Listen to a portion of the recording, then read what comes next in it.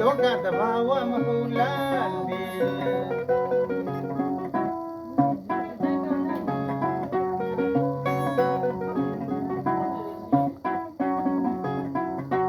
ဘောရကျိုးမ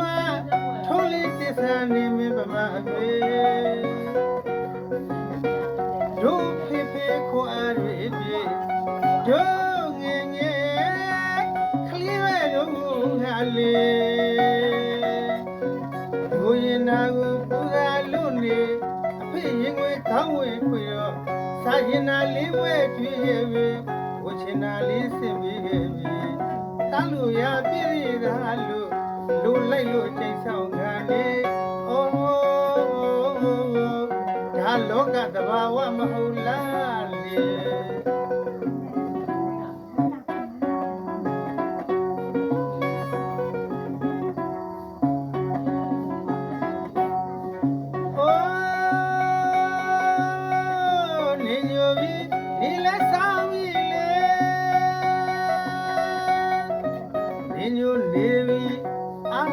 အဖေအိုနေပြီ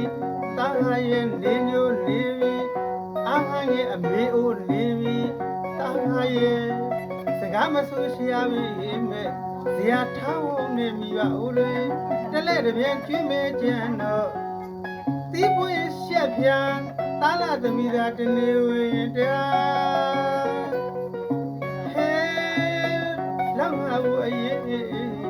ပေါင်းဆိုင်ရတွေ့ရမေးရမေးအဖေအမေရင်၌ခံစားတာတောင်းမှန်ပရစီ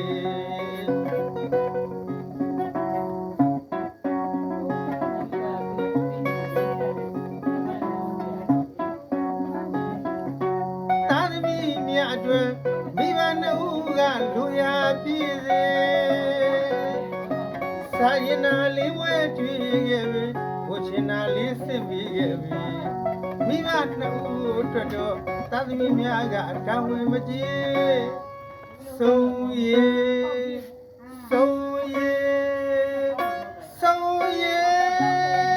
အိုးဒါလောကသဘာဝမဟုတ်လားလေအိုးဒါလောကသဘာဝမဟုတ်လား